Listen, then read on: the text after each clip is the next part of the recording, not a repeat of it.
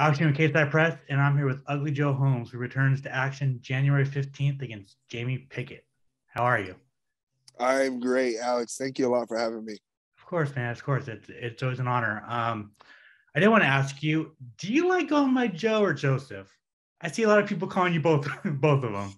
Most people call me Joe. Joseph's a little bit more personal. I kind of only get called Joseph when I'm in trouble, honestly. But I guess I prefer Joe. Okay, that's good. Yeah, because I mean, I'm like writing articles, and I'm like, do I call it Joseph Holmes, like Joe Holmes?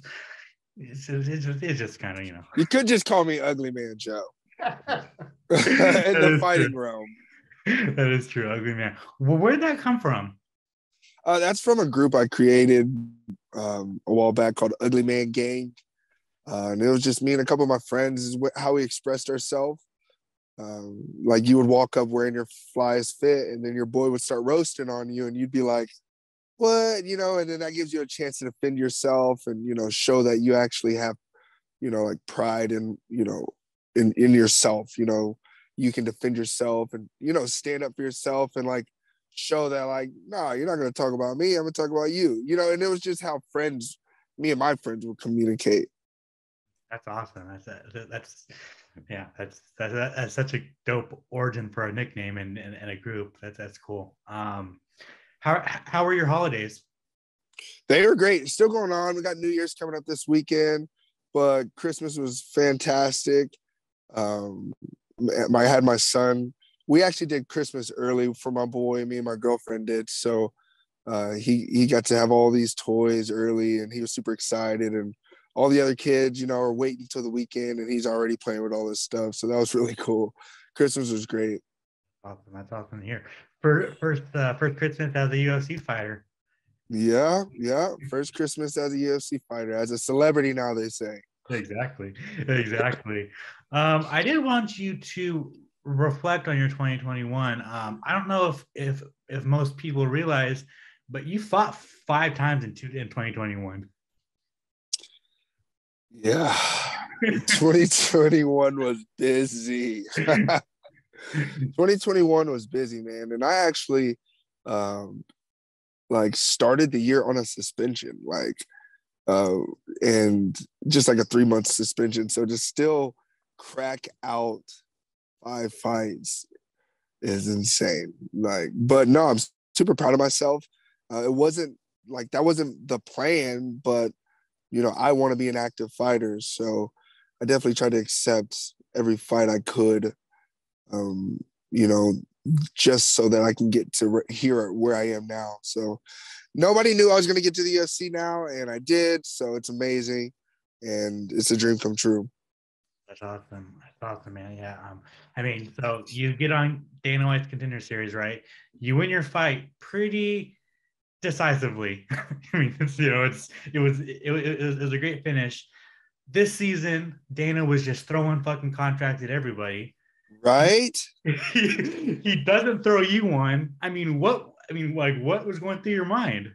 Dude, it was embarrassing as hell at first. Dude, like, we're sitting here, and all these other guys had these hard fought fights. Not all of them. The last guy on the card, he did really good.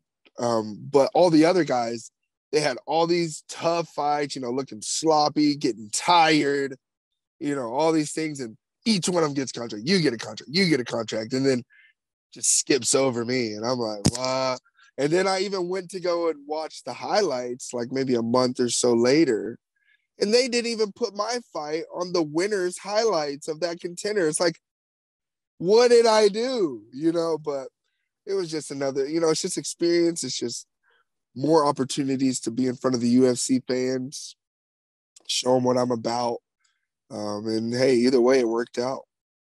It did, man. And then they. So did they offer you that night to fight on Fury FC? Mm. Yeah, they did. So that night. So was there any? I don't know. Was there any thought in your head where like fuck you, like I just won this, I'll go try something else, or was it okay, fine, I'll go prove myself again? No, there was no fuck you thoughts. I trust my management. I kind of just let them do their job. My job is just to fight and to train. I got coaches that say yes or no to the fights. I got managers who get me to the UFC. So nah, there was nothing like that. I was bummed because I won and didn't get a contract, but my management team was working like immediately, like because they knew and know like what we're capable of. So all that other stuff is just business and shit I don't understand, and politics and you know followers on Instagram and Twitter. Like that's all that stuff is. I'm not even kidding. Like, you know what I'm saying? Like if I'd have had that Contender Series fight and had like say 20,000 people, on my Instagram, Twitter, all that stuff, just sharing it, he'd have gave me a contract that night, most likely, just because that's just how it is. So, but since then, the UFC has grown my brand tremendously in a short amount of time, and showed me nothing but love. And so I'm excited to see what's next and what's in store. I want to ask you, like your brand and like have you noticed the growth in like the fan base and people knowing who you are now that you're a UFC fighter? Yeah. I've been recognizing a lot more, like people reaching out. I've been getting messages I didn't really get before. Well, but you weren't able to bet on me up until I got onto the Contender. So when I got to the Contender, I had a bunch of people like reaching out, like, I'm betting on you. You think you're gonna win? Stuff like that. I'm like, why would I take the fight if I didn't think I was gonna win? Like, I don't understand like what you're thinking. You know what I'm saying? Like, it's up to you to look at the stats and who you think is gonna win. But if you can't ask me who do I think, do I think we're gonna win? Duh, I think I'm gonna win.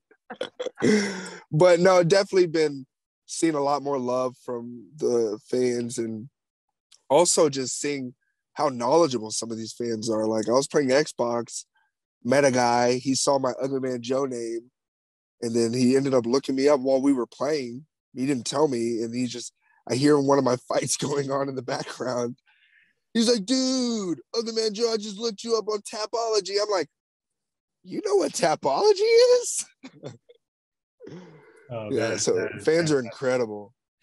Yeah, bro. I mean, MMA fans are they're just the most hardcore fan base on the planet, bro. It's crazy. It's crazy. Yeah, I'm starting to notice because I'm not necessarily an MMA fan. I love martial arts and UFC, but I don't like follow individual fighters, stuff like that, like a lot of the fans do. It's great, but I'm just so indulged in doing the sport. I just didn't realize how involved fans were in researching and doing that stuff. It's crazy. It really is. It really is. 17 days from your fight. How you feeling? Feeling great. I just got done training. I'm out in Kansas City at Glory MMA with James Krause. I've been here all week, and I'll be here next week too to finalize my camp. Feel great, man. Weight's only like 15 pounds off, so it's really early to be that close to weight. So I'm just drinking a bunch of water and keeping my body healthy and try not to overwork myself and just getting ready, bro. Like this is what I do. My girl tells me all the time, babe, you got this. This is what you do. And just realizing now like things are different. Things aren't about learning how to fight and, learning this and that anymore. Now things are about showing how I fight and like showing what I'm about, so it's an exciting time for me. Totally, totally. How long did you get the notice that you were fighting Jamie Pickett? I think just last Friday or Saturday. Wow. Okay. Um, You know, so I wanted to ask you. So short notice fight. Was there any thought process in your head? You only get one UFC debut, right? So like this is oh all yeah. eyes on you.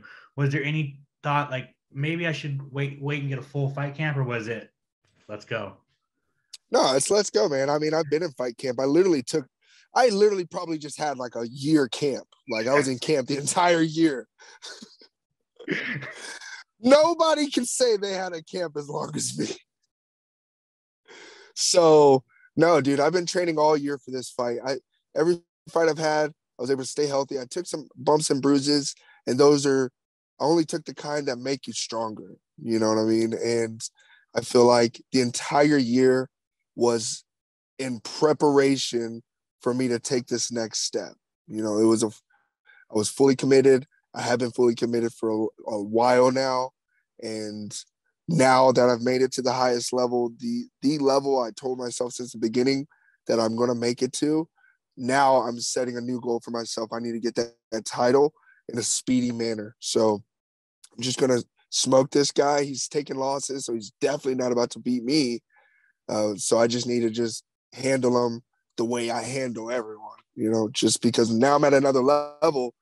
And I hate to say it, but I have to prove myself, you know, even though I feel like I've proven myself, now I have to prove myself, you know, to a different audience, a more relevant audience. Kind of already talked about it, but how do you like this matchup with Jamie Pickett? I like the matchup. Jamie's a tough kid. He has a good amount of experience. I like the matchup. Like, you know, he's gonna stand up, but he's pretty, like, how do you say it? Like, obvious, I guess. Like, it's not like I'm confused how the fight could go. You know, I don't see a bunch of different options that he has. You know, he doesn't have a bunch of different tools. So I like the matchup. I think it's great for my first fight. He looks a lot like a lot of the people I've been fighting. And we have a similar opponent who I did a lot better against than he did. So very confident and very ready for him, but super excited as well that I get to share the octagon with someone who has some experience and, you know, is going to bring it. Do you look at that win over Jonathan Petit? Like he finished Jonathan in the second round. You took less than a round to finish him. Like, is that going through your? Oh, absolutely. Yeah, that as well as, like, you know, I put Jonathan Out completely out. Like, there's no argument that he could continue to fight. And his fight, you know, like, he had him, like, you know, overwhelmed on the stand up, but Jonathan still could have, you know, that still could have kept going. And you could argue that fight could have kept going. So I definitely believe in my skills a lot more than I am sure he does. And I just don't want to, you know, like, give anyone any sign of doubt, you know, that I'm running the show. Totally. Do you have a prediction for your fight? Yeah, I think first round TKO or KO. Okay. Then finally, you got a big 2021, fought 5 times, got to the UFC, got this brand new big audience. What do you want your 2022 to look like? 22, I want it to be busy as well.